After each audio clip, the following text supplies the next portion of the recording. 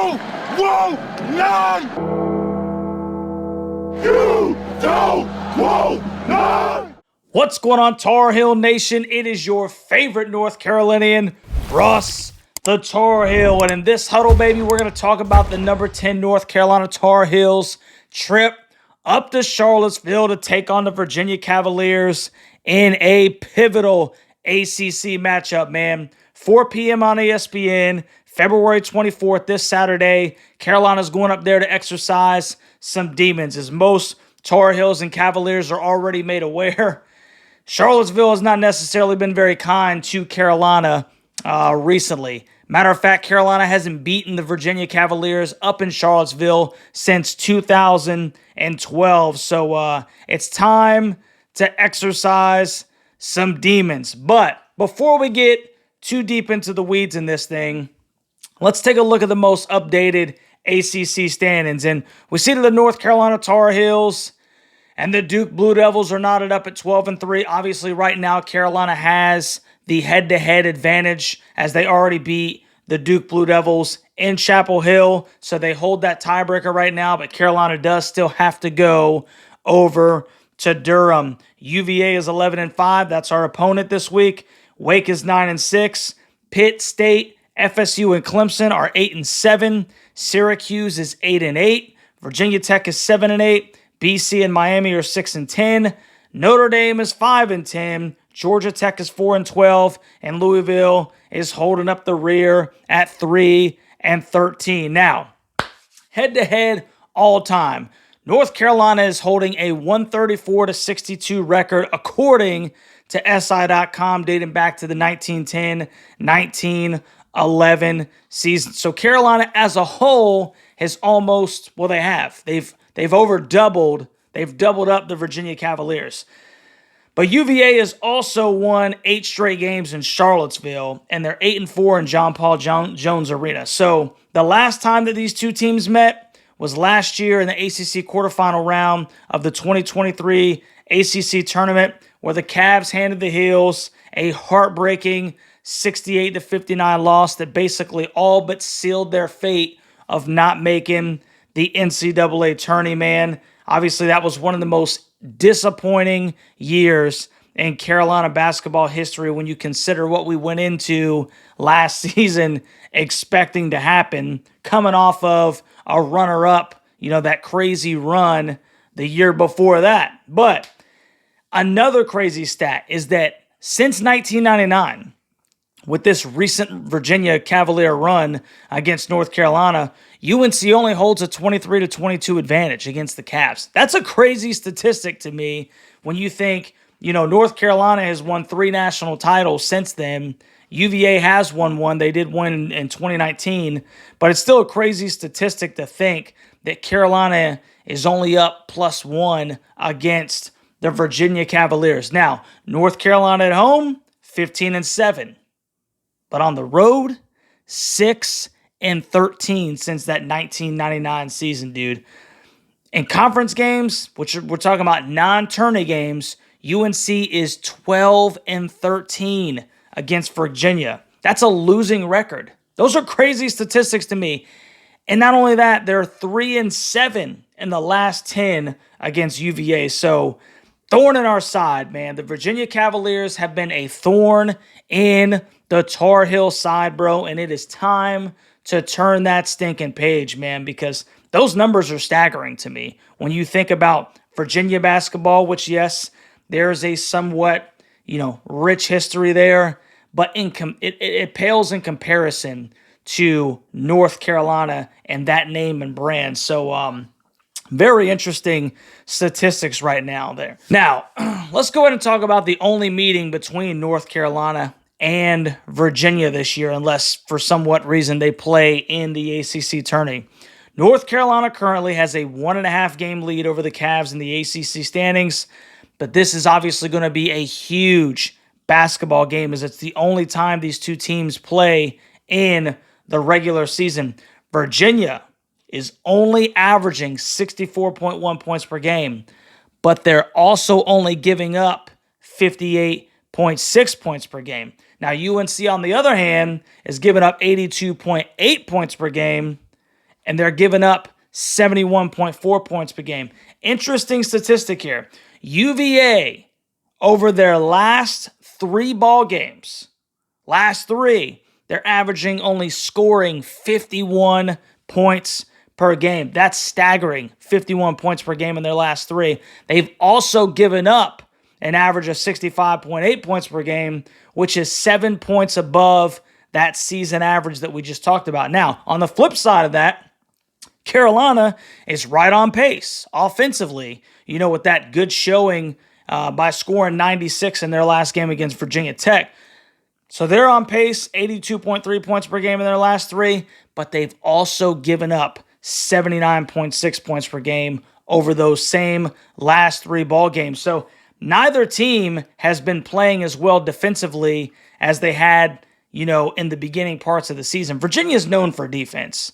North Carolina's defensive prowess this year is kind of a newfound thing, but giving up 80 points per game, that's not necessarily a recipe for success, even though Carolina can put the ball in the basket. And on the flip side, Virginia, who eats, breathes, and sleeps defense, when they're giving up 7 points more than their season average, and they're not being able to put the ball in the basket, only scoring 51, that's also not a recipe for success. So it's going to be very interesting to see. One of these things has to give. And Carolina's coming off of a week, where they've been able to rest, kind of work on some fundamentals, get back to the basics.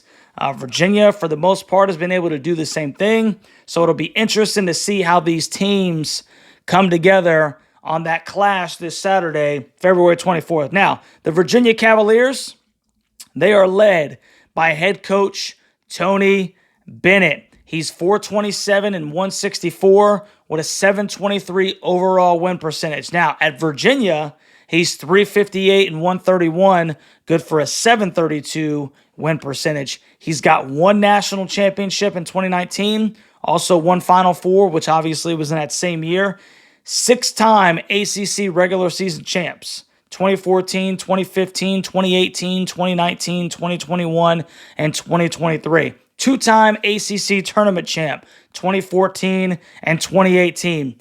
Tony Bennett is a 2-time National AP Coach of the Year, 2007 and 2018, and a 4-time ACC Coach of the Year, 2014, 2015, 2018, 2019. I hate that guy's style. I hate his brand of basketball. I despise it. But at the same time, you cannot argue with the success that the guy's had. Now, I'm glad that he's not coaching at Carolina because it's boring to me. It really is a boring brand of basketball.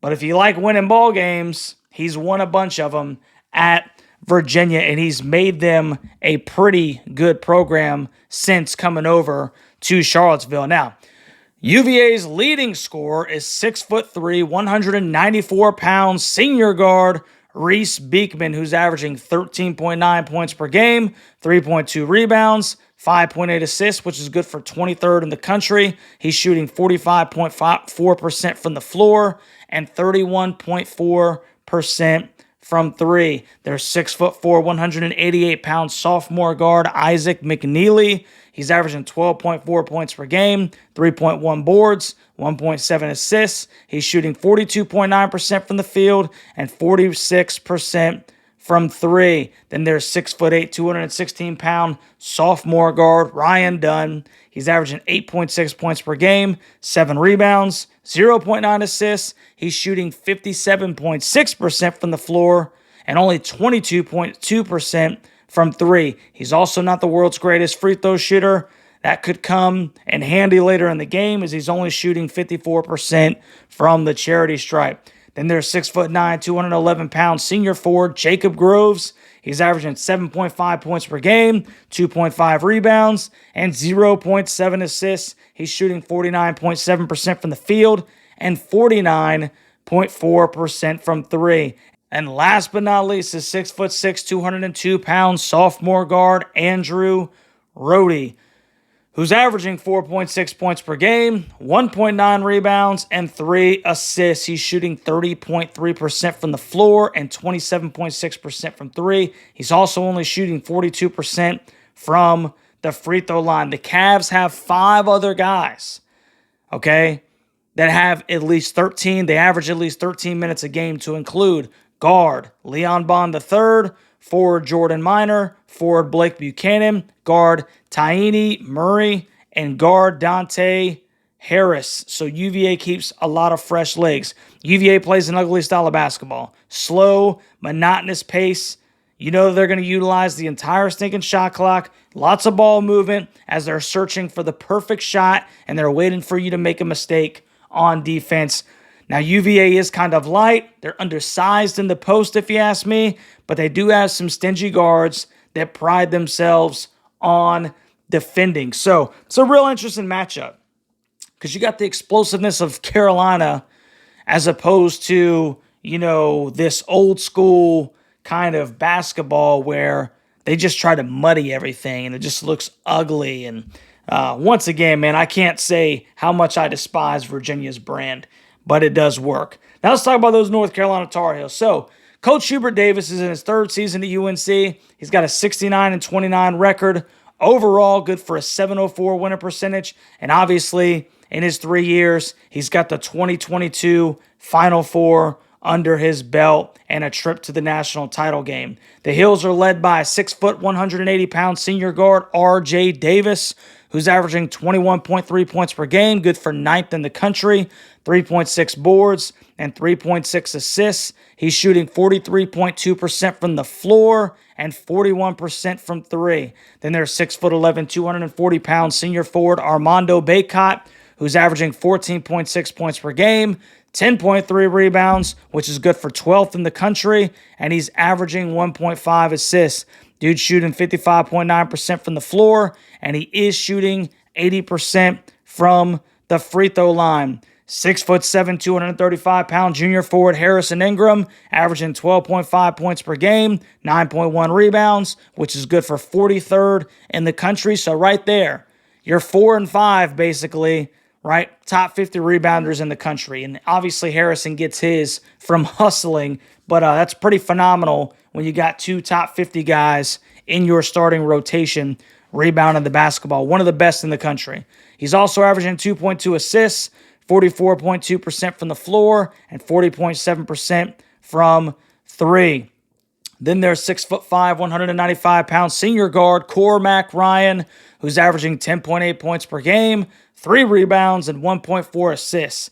My man is shooting 36.5% from the floor and 31.7% from 3. He is 10 for his last 21 from beyond the arc. So, just before this break, he gets hot. Hopefully this 7 days, he was able to extend it, work on some things, and hopefully he stays hot against the Hoos. And last but not least, you got 6'1", 180-pound freshman point guard Elliot Cadeau, who's averaging 7.8 points per game, 1.8 rebounds, and 4 assists. He's shooting 42.9% from the floor and 20.6% from 3. Not very good. But Carolina will bring out 3 guys mainly, including Paxton Wojcik for some very sporadic minutes. But Seth Trimble, Jalen Washington, and Jalen Withers will be Carolina's main 3 off of the bench. Carolina broke through a scoring slump to a certain extent against Virginia Tech. Like I said before, they scored 96 points. But before that, they were in the 70s for 3 straight games against subpar talent. The defense has not nearly been as efficient, like we've already talked about, giving up about 80 points per game. So, now that we've discussed all that, looked at the lineups, looked at the bad guys, looked at the good guys, let's talk about Russ's 3 keys to victory. Now, key number 1, UNC's bigs need to bang in this game.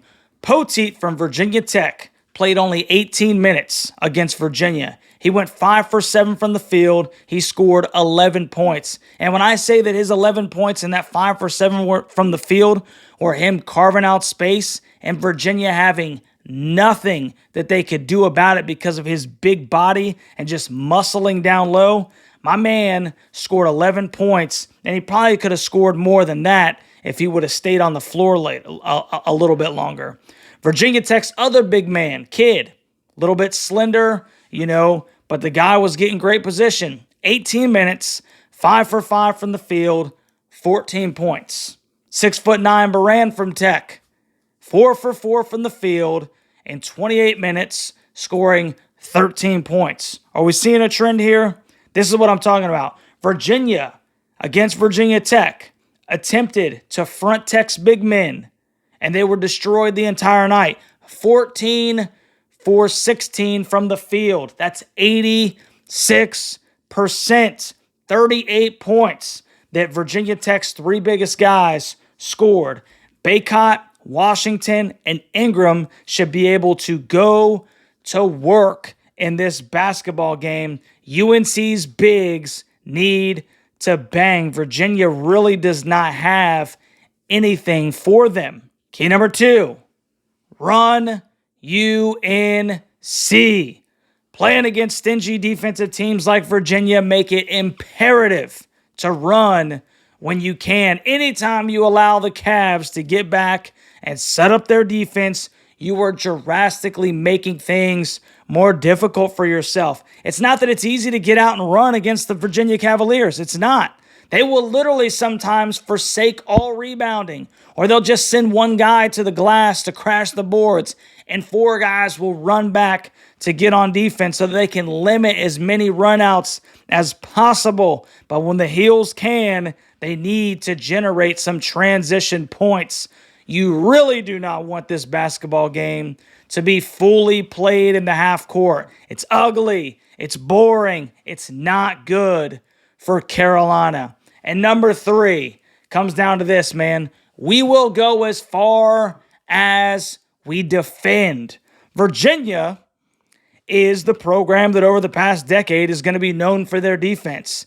But the UNC defense is what's truly going to carry this team. The Heels should have a really good showing on the defensive end of the floor in this one, simply because the Cavs are going to hold the basketball, which means fewer possessions. And aside from Beekman, UVA doesn't really have anyone that should terrify the Heels on the perimeter.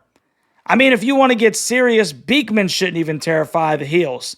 If the Heels come out and play passionately on the defensive end, they will have a really good chance at ending this streak in Charlottesville and getting a much-needed ACC win against the Cavs.